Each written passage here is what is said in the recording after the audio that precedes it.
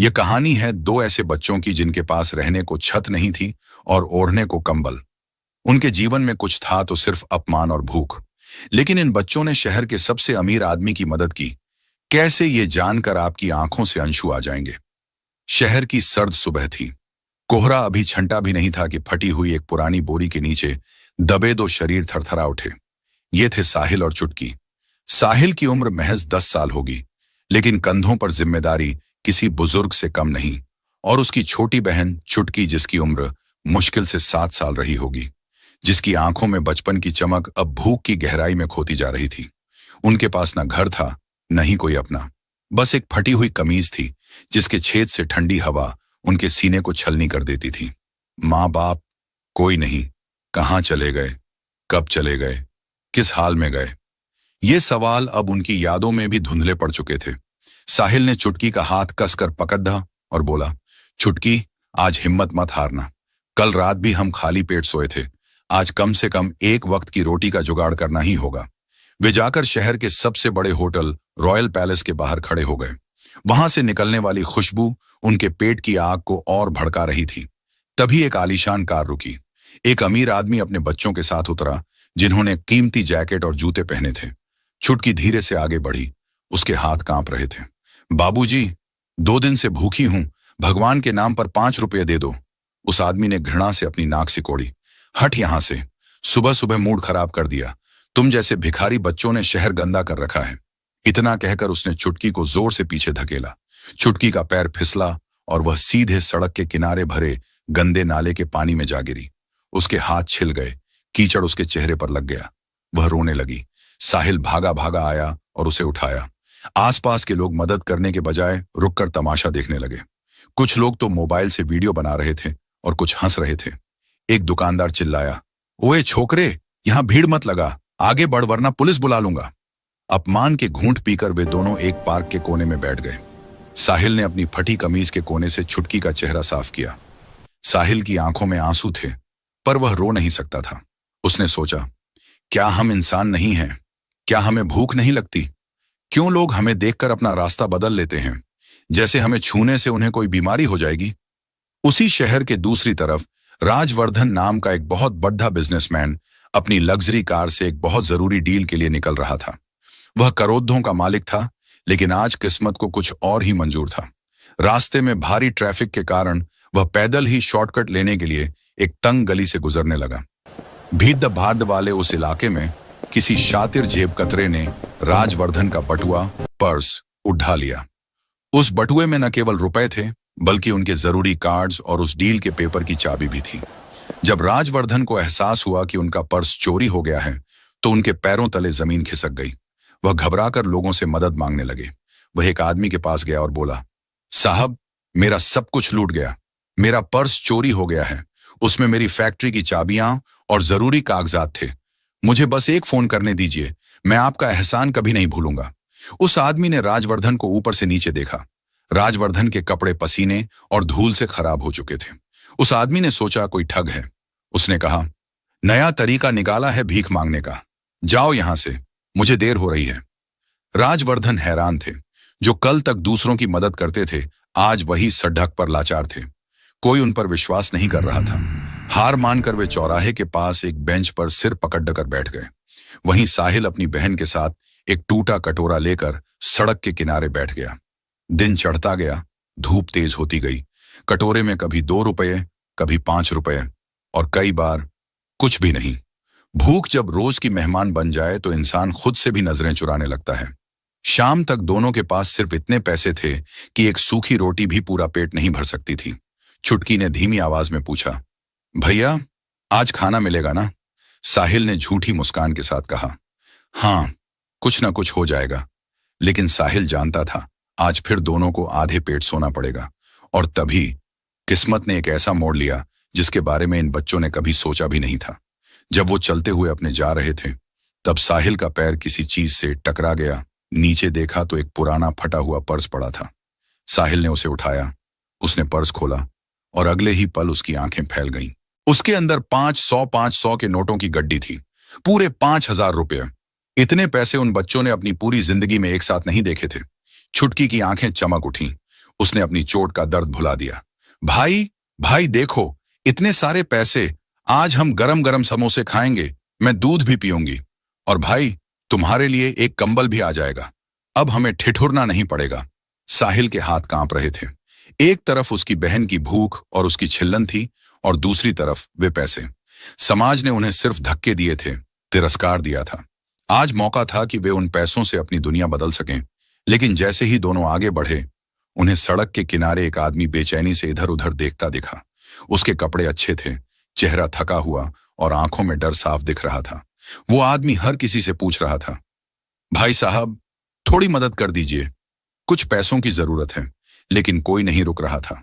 कुछ लोग उसे धक्का देकर आगे बढ़ गए, कुछ ने ऐसे देखा जैसे वो कोई भिखारी हो, और आखिरकार वो आदमी थक कर फुटपाथ पर बैठ गया। वह राजवर्धन था, शहर का नामी व्यापारी, लेकिन इस वक्त उसकी हालत उन गरीब बच्चों से भी बदतर लग रही थी। वह अपना सिर पकड़कर फूट फूट कर रोने लगा। उसे लग रहा था कि आज उसकी बरसों की मेहनत मिट्टी में मिल जाएगी। उसे अपनी गरीबी का एहसास पहली बार हो रहा था। वह गरीबी जो पैसों की नहीं, इंसानियत की थी। साहिल और चुटकी दूर से यह सब देख रहे थे। उनके हाथ में 5,000 रुपये थे, जिससे उनकी जिंदगी के कई दिन संवर सकते थे।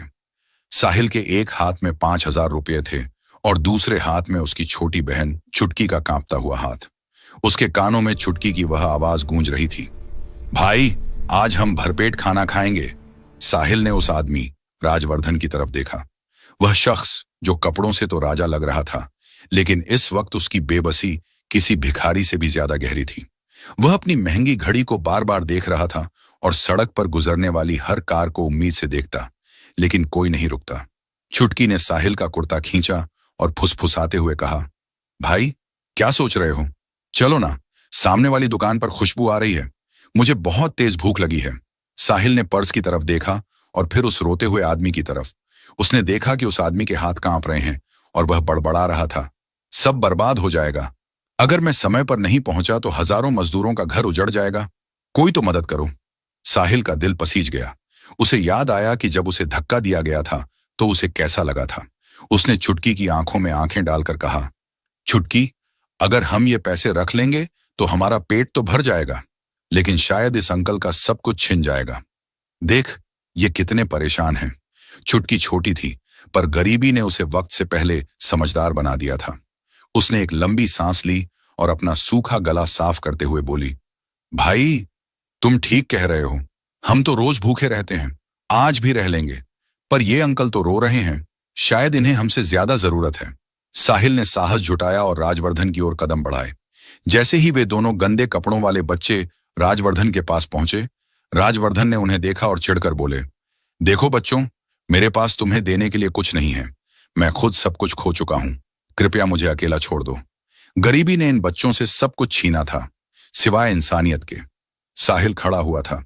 उसने जेब से वो पर्स निकाला और कहा, अंकल, आज हमें ये पैसे मिले थे, हम खाना खाने जा रहे थे।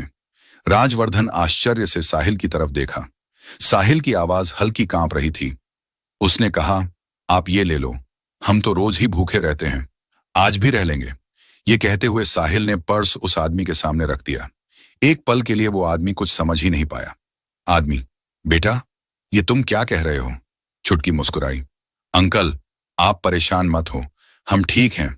जिस बच्चे ने कभी भरपेट खाना नहीं खाया, वो आज किसी और की भूख मिटा रहा था। राजवर्धन के हाथ कांपने लगे। उसकी आंखों से आंसू बिना इजाजत बहने लगे। उसने साहिल के हाथ पकड़े। बेटा, मुझे नहीं पता मैं कौन सा पुण्य लेकर आया हूं जो आज मुझे तुम जैसे बच्चे मिले। राजवर्धन ने पर्स खोला। 5,000 रुपये देखकर वो सन्न रह गया। इतने पैसे, और तुम? वो बोल नहीं पा रहा था।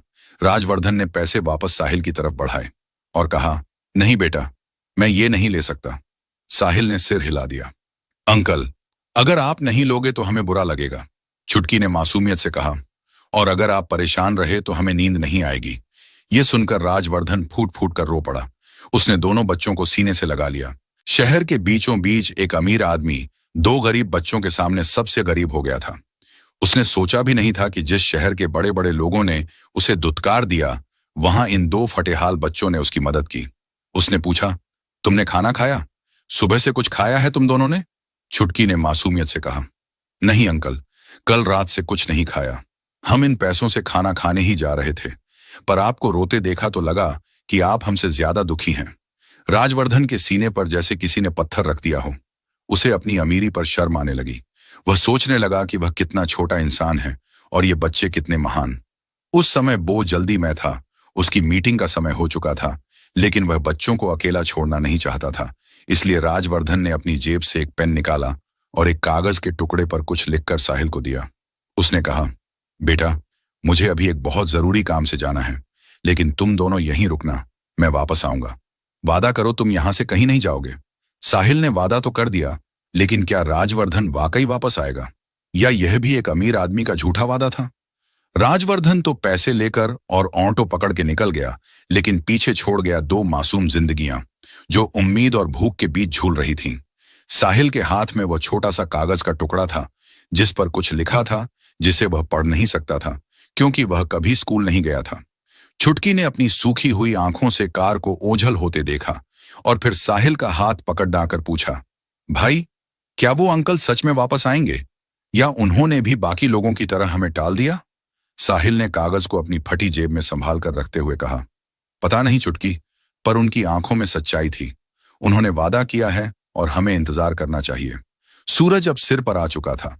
तपती सड़क से उठती भाप बच्चों के नंगे पैरों को जला रही थी। 1 घंटा बीता, 2 घंटे बीते, पर राजवर्धन का कोई पता नहीं था। भूख अब बर्दाश्त से बाहर हो रही थी। छुटकी का चेहरा पीला पड़ने लगा था और उसे चक्कर आने लगे। वह सड़क के किनारे एक पेड़ की छांव में बैठ गई। तभी पास के एक ढाबे से ताजी रोटियों और सब्जी की महक आई। साहिल ने सोचा कि क्यों ना वह दुकानदार से एक रोटी मांग ले। वह हिम्मत जुटाकर ढाबे के पास गया। साहब, मेरी बहन बहुत भूखी है, क्या एक बासी रोटी मिल जाएगी? कल वो अंकल आएंगे तो मैं आपके पैसे चुका दूंगा, साहिल ने गिद्ध-गिद्धाते हुए कहा। ढाबे वाले ने गुस्से में एक डंडा उठाया और चिल्लाया, भाग यहां से, सुबह से तीसरा भिखारी आया है। वो अंकल तुझे पैसे देने आएंगे? शक्ल देखी है अपनी। वो अमीर लोग सिर्फ काम निकालने के लिए मीठी बातें करते हैं। चल, हवा आने दे। साहिल वापस छुटकी के पास आकर बैठ गया। उसकी आंखों में बेबसी के आंसू थे। वह सोचने लगा, क्या मैंने गलती की? उन 5,000 रुपयों से मैं छुटकी को डॉक्टर को दिखा सकता था, उसे भरपेट खाना खिला सकता था। क्या मैंने एक अजनबी पर भरोसा करके अपनी बहन की जान खतरे में डाल दी? शाम होने को आई थी। आसमान में लाली छा गई थी, लेकिन इन बच्चों की जिंदगी में अंधेरा बढ़ रहा था। छुटकी की हिम्मत अब जवाब दे रही थी। उसने रोते हुए कहा, भाई, मुझे बहुत डर लग रहा है। मुझे भूख नहीं, अब बस नींद आ रही है। साहिल ने उसे अपनी गोद में लिटा लिया। वह बार बार सड़क की तरफ देखता कि शायद वह बड़ी कार फिर से दिखे। हर गुजरती कार की हेडलाइट उसकी आंखों में उम्मीद जगाती, लेकिन वह कार पास आकर आगे निकल जाती। अचानक वहां पुलिस की एक गाड़ी रुकी। एक हवलदार उतरा और साहिल के पास आया। ए लड्ड के, यहां क्या कर रहे हो? और ये जेब में क्या छिपा रखा है? निकाल बाहर। हवलदार ने कड़ी ढाई से पूछा। साहिल घबरा गया। उसने कांपते हाथों से वह कागज का टुकड़ा निकाला। हवलदार ने उसे छीन लिया और टॉर्च की रोशनी में पढ़ा। जैसे ही उसने कागज पढ़ा, उसके चेहरे के हाव भाव बदल गए। हवलदार ने हैरानी से पूछा, ये कागज तुझे किसने दिया? साहिल डर के मारे कुछ बोल नहीं पा रहा था। उसे लगा शायद वह कागज कोई मुसीबत है, लेकिन उस कागज पर ऐसा क्या लिखा था जिसने पुलिस वाले के तेवर बदल दिए? क्या राजवर्धन ने बच्चों को फंसाने के लिए कोई चाल चली थी, या यह उनकी किस्मत खुलने का इशारा था? हवलदार ने उस कागज को एक बार फिर ध्यान से पढ़ा। उस पर लिखा था, ये बच्चे मेरे फरिश्ते हैं, इन्हें सम्मान के साथ मेरे दफ्तर पहुंचाया जाए। नीचे राजवर्धन का निजी नंबर और हस्ताक्षर थे। हवलदार, जो कुछ देर पहले चिल्ला रहा था, अब अपनी टोपी ठीक करते हुए बोला, बेटा, तुम लोग यहां हो। राजवर्धन सर ने पूरे शहर की पुलिस को तुम्हारी तलाश में लगा रखा है। चलो मेरे साथ गाड़ी में बैठो। साहिल और छुटकी डरे हुए थे, लेकिन हवलदार ने उन्हें बड़े प्यार से गाड़ी में बिठाया। कुछ ही देर में गाड़ी शहर की सबसे बड़ी इमारत राजवर्धन ग्रुप ऑफ इंडस्ट्रीज के सामने रुकी। जैसे ही फटे कपड़ों में वो दो मासूम बच्चे दफ्तर के अंदर दाखिल हुए, वहां मौजूद सूट बूट पहने बड़े बड़े अधिकारी उन्हें हैरानी से देखने लगे। कल तक जिन्हें लोग धक्का मारकर गिरा देते थे, आज उनके लिए दफ्तर का मुख्य दरवाजा खोला गया था। तभी सामने से राजवर्धन दौड़ते हुए आए। उनकी आंखों में नमी थी। उन्होंने बिना अपनी महंगी शेरवानी की परवाह किए उन दोनों बच्चों को गले लगा लिया। राजवर्धन बोले, मुझे माफ कर देना बच्चों, मेरी मीटिंग में ऐसी अड़चन आई कि मुझे आने में देर हो गई। मुझे लगा तुम लोग चले गए होंगे। राजवर्धन ने तुरंत अपने स्टाफ से कहा कि उनके लिए शहर का सबसे अच्छा खाना मंगवाया जाए। साहिल और चुटकी ने पहली बार मेज पर बैठकर इतना सारा खाना देखा, लेकिन साहिल ने पहला निवाला तोड़ने से पहले राजवर्धन की तरफ देखा और पूछा, अंकल, क्या आप सच में वही हैं जो कल सड़धक पर रो रहे थे? राजवर्धन मुस्कुराए और बोले, हाँ बेटा, कल मैं अपनी दौलत की वजह से नहीं, बल्कि इंसानियत की तलाश में रो रहा था। तुमने मुझे सिखाया कि अमीर वो नहीं जिसके पास पैसा है, बल्कि अमीर वो है जिसका दिल बद्धा है। राजवर्धन ने पूरी सभा के सामने घोषणा की, आज से इन बच्चों का कोई मजाक नहीं उठाएगा। साहिल और चुटकी आज से मेरी जिम्मेदारी है। ये शहर के सबसे अच्छे स्कूल में पढ़ेंगे और एक शानदार घर में रहेंगे। और हाँ, जिस दुकानदार ने इन्हें धक्का दिया था, उसे मैंने सबक सिखा दिया है। चुटकी की आंखों में अब आंसू नहीं, बल्कि चमक थी। उसने राजवर्धन का हाथ पकड़ा और कहा, अंकल, अब हमें कभी भूख से रोना तो नहीं पड़ेगा ना? राजवर्धन ने उसकी छोटी सी हथेली को चूमा और कहा, कभी नहीं बेटी, अब तुम्हारी पढ़ाई और खुशियों की जिम्मेदारी मेरी है। वह रात साहिल और चुटकी के लिए एक नई सुबह लेकर आई। समाज ने उन्हें कचरा समझा, लेकिन उनकी ईमानदारी ने उन्हें वह मुकाम दिलाया जो बद्धे बद्धे अमीर नहीं पा सकते। सच्चाई तो यही है कि फटे कपड़ों के पीछे अक्सर एक फरिश्ता छुपा होता है। अगर आप किसी की मदद कर सकें तो जरूर करें, क्योंकि क्या पता खुदा आपको किसकी शक्ल में आजमा रहा हो। दोस्तों, आपको ये कहानी लगी, हमें कमेंट में जरूर बताना, और आप इस वीडियो को देश के किस कोने से देख रहे हो, यह भी जरूर बताना।